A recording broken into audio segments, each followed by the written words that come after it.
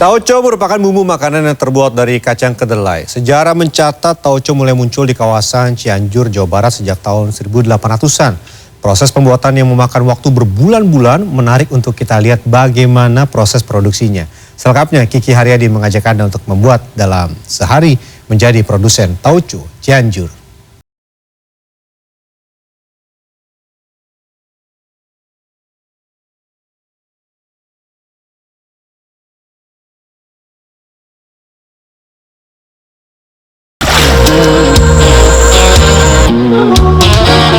Berkunjung ke Cianjur, Jawa Barat, Anda dengan mudah akan menemukan olahan bumbu fermentasi bernama tauco.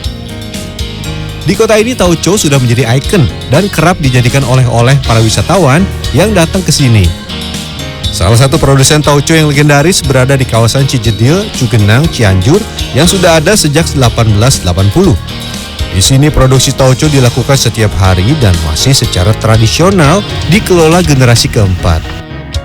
Halo Pak Frans, saya Kiki Pak. Saya dengar di sini legendnya pembuatan tauco Pak. Boleh dong saya jadi pegawai Bapak untuk melihat prosesnya, boleh nggak Pak? Yakin nih? Yakin Pak. Kenapa Prosesnya emang? panjang loh. Prosesnya Panas panjang. lagi. Wah nggak apa-apa, itu udah jadi makanan saya sehari-hari. Boleh ya Pak ya? Boleh. Oke, saya akan ajak Anda untuk melihat bagaimana proses panjang pembuatan tauco. Salah satu bumbu ya khas yang dimiliki Cianjur, selengkapnya dalam sehari menjadi produsen tauco Cianjur. Apa nih Pak proses selanjutnya? Kita ke fermentasi. Fermentasi, oke. Menurut Pak Frans, pembuatan tauco memakan waktu panjang. Dalam sekali produksi butuh waktu setidaknya 3 hingga 6 bulan sebelum bisa dipasarkan. Wah, lama juga ya. Jadi penasaran nih. Kacang kedelai jadi bahan utama dalam pembuatan tauco. Di pabrik ini, sekali produksi bisa mencapai 1 kuintal kacang yang diolah. Hanya kacang kedelai berkualitas yang akan diproses. Mengayak harus sabar ya, sedikit demi sedikit agar kedelai terolah dengan baik. Selanjutnya kacang kedelai akan masuk proses penjemuran. Bismillahirrahmanirrahim.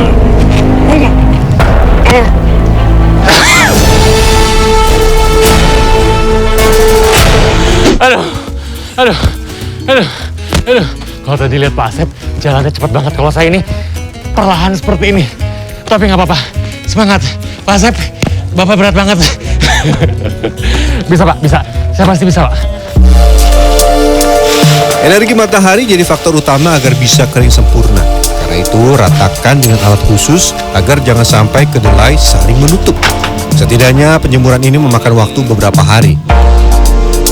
Nah setelah 1 minggu barulah nanti si kacang kedelai yang sudah kering itu akan digiling dan kemudian akan berubah bentuknya seperti ini.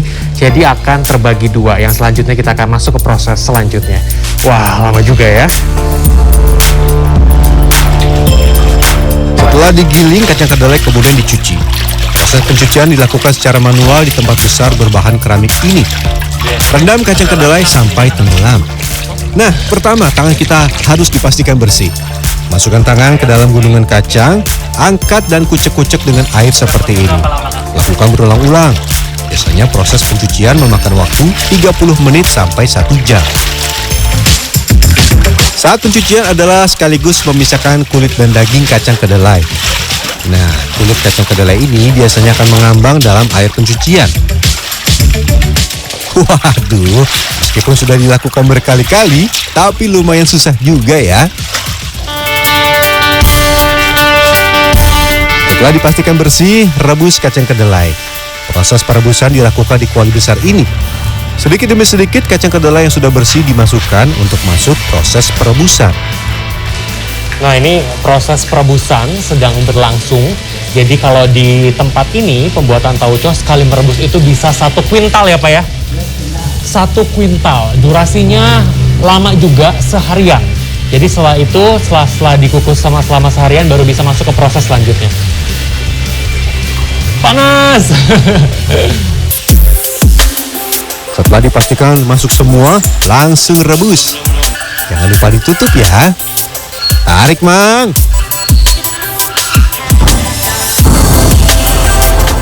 Proses perebusan masih dilakukan secara tradisional dengan menggunakan kayu bakar. Produsen memilih kayu bakar karena sejumlah alasan. Pertama, karena lebih ekonomis. Kedua, konon resep leluhur ini bisa memberikan aroma berbeda pada olahan kacang kedelai. Proses perebusan berlangsung semalaman. Cek secara berkala ya. Setelah itu kacang dijemur kembali dan disimpan dalam wadah-wadah berbentuk persegi panjang ini atau disebut tampir agar kadar air berkurang. Setelah 1 hari, kedelai diguar atau diaduk agar merata.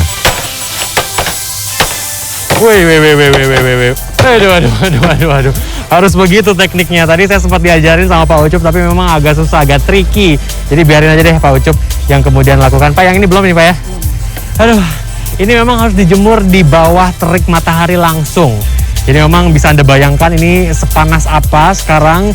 Jadi nggak cuman kacang kedelai aja yang kering, tapi kita juga di sini kering Pak.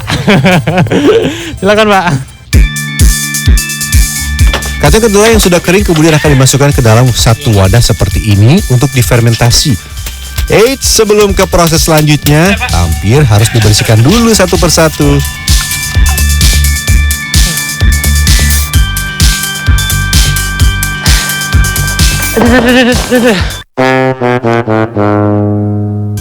Aduh. 1, 2, 3, 4, 5, 6, 7, 8, 9. Dulu aja. Setelah beres urusan tampir, kita kembali ke proses produksi. Kedelai diperam di dalam ruangan sampai tumbuh jamur.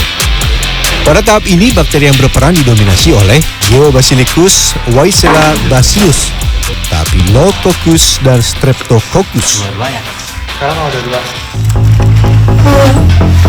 Hasil fermentasi selanjutnya berubah berwarna hijau dan akan dijemur kembali. Proses penjemuran ini bertujuan untuk menghentikan proses fermentasi.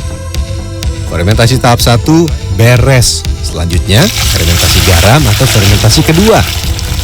Fermentasi garam dilakukan di sisi lain dari pabrik pembuatan tauco, tepatnya di tempat ini. Proses fermentasi dilakukan dengan cara menyiapkan garam dalam patiman dan mencampurkan ke dalam air yang mendidih.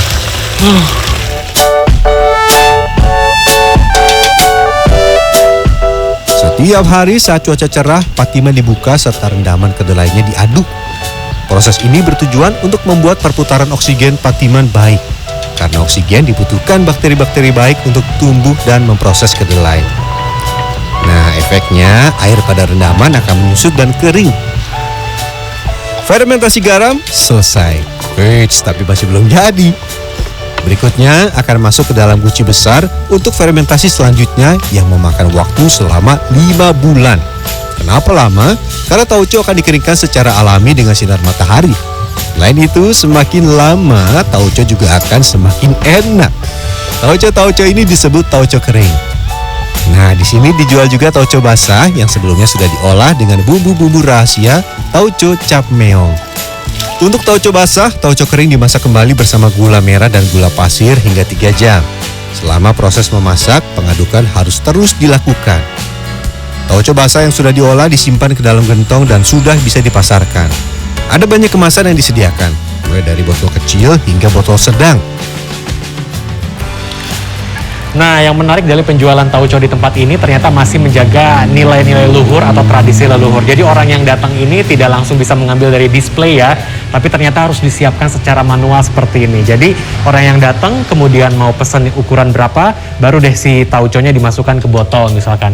Yang saya bayangkan sih ketika memang lagi padat, begitu ketika orang datang beli 50 berarti 50 botol langsung ya Kang? Waduh, kebayang tuh sibuknya Kang Robi kalau misalkan pelanggan datang seperti apa. Oke lah, saya mau coba dulu ya memasukkan tauconya ke dalam botol ini. Untuk tauco berukuran 330 ml dibanderol Rp22.000. Tauco ini dijajakan di sejumlah toko oleh-oleh di Cianjur. Rata-rata yang mencari tauco merupakan para wisatawan yang berkunjung ke Cianjur. Sekarangnya, Bu, tapi ngomong-ngomong Bapak, kenapa sih Pak beli tauco? Biasanya buat apa sih Pak kalau beli tauco tuh? Ya enak aja, khas Cianjur. Khas Cianjur. Cianjur pasti gitu ya. Cianjur kan tauco. Tauco. Biasanya Ibu masak buat apa, Bu? Buat sambal lah. Sambal? Oh, Iya. enak Pak? Iya enak, Oh. pakai cabai. Nah, kenapa belinya di tempat ini? Sudah legend atau gimana? Ya ini kan produknya kan dari sini. Oh. Aslinya kan dari Cianjur. Cianjur ya Pak ya? Iya. Terkenal. Rasanya mantap? Iya. Pakai sambal? Iya. Oke. Keberadaan tauco di Indonesia tidak terlepas dari perjalanan etnis Tionghoa di Cianjur pada tahun 1800. Kemudian pada tahun 1920-an, tauco mulai berkembang menjadi industri yang disesuaikan dengan bahan yang ada di Indonesia. Karena ada komponen dari bahan baku lokal Indonesia, gula aren yang memang masuk di situ sebagai pemanis. Dan gula aren itu tidak ada di negara Tiongkok. Pohon aren itu tidak bisa dibudidayakan. Pohon aren itu hanya bisa tumbuh dengan apa? Dengan bantuan binatang luwak gitu ya. Nah, seperti itu. Jadi keberadaan tauco yang di Indonesia tentu saja berbeda karena memang menggunakan bahan baku lokal yang ada di kita. Olahan yang biasa menggunakan tauco kebanyakan adalah Chinese food. Salah satunya adalah cah kangkung. Oke, jadi ini panduannya ya. Ini kan buat masaknya. Oke, terima kasih banyak ya Kang ya. Nah, ya belanjanya sudah, belajar menjadi pengusaha tauconya juga sudah. Itu artinya perjalanan saya sehari menjadi produsen tauco Cianjur selesai sampai di sini. Kalau kita boleh ke belakang, ternyata melelahkan juga ya menjadi seorang pengusaha tauco. Terutama terik mataharinya yang bikin badan kepanasan, tapi nggak apa-apa. Mudah-mudahan ini bisa menjadi inspirasi untuk Anda. Kiki Haryadi, Rizky Rahadian, Cianjur, Jawa Barat.